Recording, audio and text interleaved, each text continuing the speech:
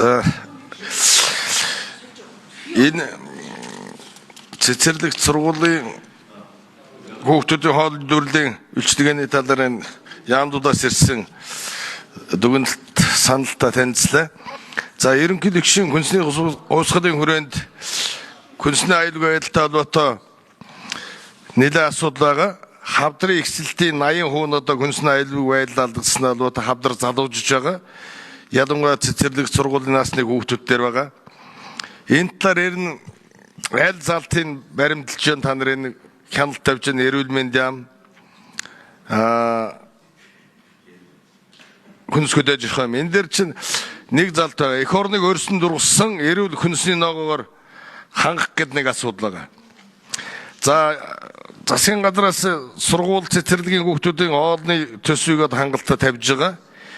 Гэтэл одоо урд хөршөөс орж ирсэн хүнсний ногоог аваад зах зээлнээр шахдаг асуудал энэ нууц биш байж байгаа.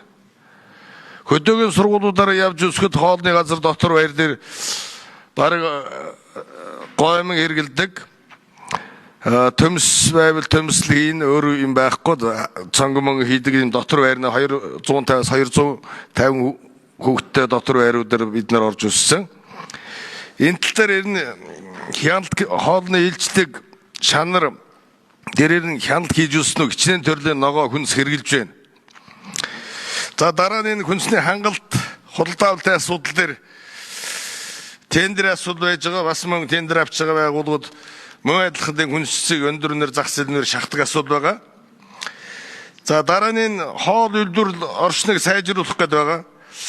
77 сургуулийн хоолны газрын одоо 479 стандарт шаардлага хангасан 248 стандарт шаардлага хангахгүй. Энэ байр юм уу хоол үйлдвэрлэлийн тоног төгөөрөмж байхгүй юм. Энэ дээр одоо шалгалт хийж өснө үү? За хүний нөөц бэлдэх асуудал дээр боловсролын засвар кичнээн сургууль одоо энэ хоол зүйч тоогоош бэлдэж байна. Одоо хөдөө дээр нь 45 хоногийн курс төгссөн улсад тоогоош хийж байгаа шүү дээ. Энэ дээр анхаарч байна уу? Дараа нь энэ сургууль цэцэрлэгийн хүнсний худалдаа авалт дээр 444.9 сая төгрөгийн хэмнэлт гарсан гэсэн байна. Гол нь энэ юун дээр гарсан юм бол?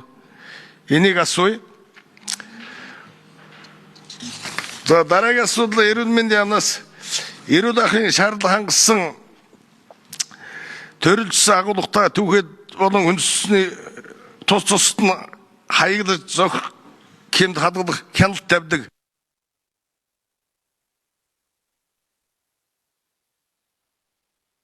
За бэйсэн гişүү нэмэлт 1 минут авъя. Энэ дээр 25% гэсэн байна. Тэгэхээр чи энийг ч одоо яаж гарсан? Үдсэн 75% шаардлага хангасан тийм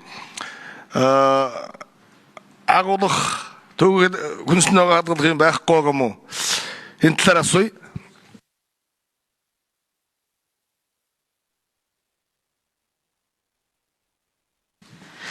За хин хариулах уу? 58 Жамбал Цэрэн төрийн нэрэмчгийн дарга. За бэйсэн гишүүний асуултанд хариулъя. Зөвхөн 2025 онд хичээлийн жилийн бэлтгэл ажлыг хангах хүрээнд улсын хэмжээнд 593 боловсролын байгууллагад хяналт шалгалт хийсэн. За энэ дотор орон нутгийн 452, нийслэлийн 141 сургууль урьдчилан сэргийлэх хяналт шалгалтанд хамрагдсан. За нийт шалгалтаар 1787 зөрчил илэрсэн. За үүний 41.9% газар дээр найрлуулж, за үлдэж байгаа хувийн одоо гүйцэтгэлийн хяналт одоо хийж дахин зөрчлийг дутагдлыг арилгуулах чиглэлээр ажилласан. За энэ чиглэлээр улсын байцаагчийн 176 албан шаардлага 688 залт өгье. 108 зөвлөмжийг одоо тухайн байгууллагууд хөргүүлж үйл ажиллагааг сайжруулах чиглэсэн арга хэмжээ авсан. За илэрч байгаа зөрчил дутагдлыг задлаад үзэх юм бол 33.7% нь хүнсний бүтээгдэхүүний төрөлдсөн агуулгах зориултын нөөцийн сав байхгүй. За 25% нь хоол үйлдвэрлэлийн тоног төхөөрөмжийн хүрэлцээ хангалтгүй.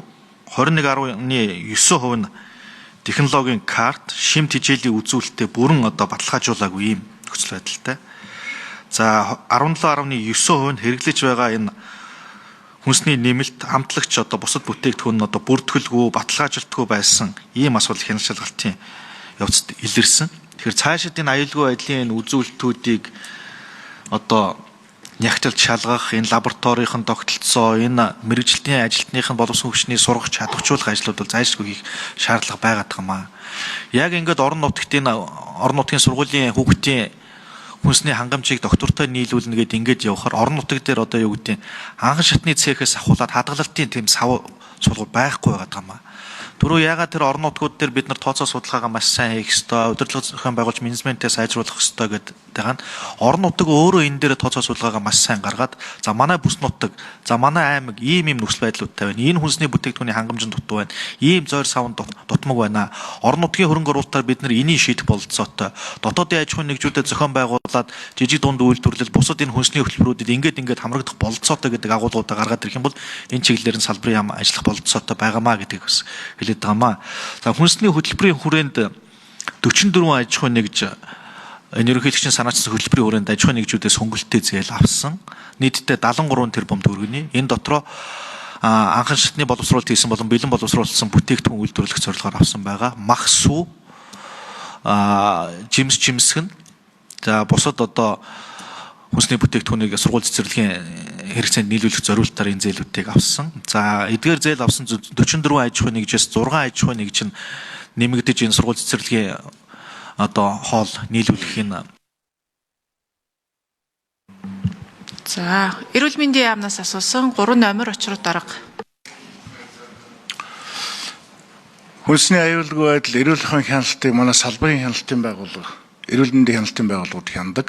За хөдөө орон нутагт ялангуяа орон нутгууд аймагуудын төвшөнд энэ ундны усны асуудал их хөндөгддөг. Ундны усны хэрэглэж байгаа агуулгах сав, нэг цэнхэр сав, хяналтгүй будаг, хүнсний биш бүтээгдэхүүн агуулдаг савнд маш их одоо усны нийлүүлэлт, усны хангамжийг хангадаг.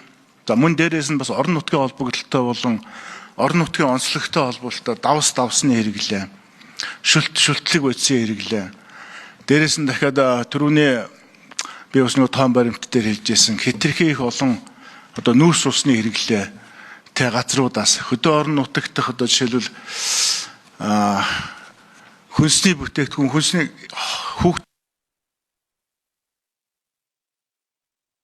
За, боловсролын яамны номер. За, гишүүний асуултанд хариулъя. За, түрүүн тэр 446 сая төгрөгийн үр ашиг гарсан гэдэг. Энэ өөрөө хүнсний худалдаа авалтыг цахим дэлгүүрт шилжүүлсэн буюу аж ахуйн нэгжээс шууд сургууль цэцэрлэг захиалга хийгээд авахлаар ийм одоо хэмнэлт гарч ийна гэсэн үг. Өөрөөр хэлбэл бид нар одоо махан бүтээгдэхүүн жишээлбэл гэхэд маш олон дамжсан ийм өртөг шингэсэн ийм бүтээгдэхүүний сургуулиуд дээр ирж байгаа. Энэний оронд бид нар цахим дэлгүүр буюу ерөнхий гэрээгээр шууд аж ахуйн нэгжтэй хагас боловсруулсан байдлаар бүтээгдэхүүнийг авахд ийм одоо мөнгөний зөрүү буюу хэмнэлт үүсэж байна. Тийм учраас цаашдаа ер нь сургууль цэцэрлэгийн хүнсний худалдаа авалтыг аж ахуйн нэгжээс баталгаатай хүнсний бүтээгдэхүүнээс шууд худалдаа авах энэ бодлого руу бол боловсролын яам явж байгаа. За ер нь бол энэ дээр бас тодруулаад хэлчихэд сургууль цэцэрлэгийн зөвхөн хүнсний хоол, хүнсний хангамж гээд тусдаа аваад үзэх биш. Энэ өөрөө хүн амын хүнсний хангамжийн нэг хэсэг байхгүй юу? Тийм учраас энийг ерөөсөө хүнсний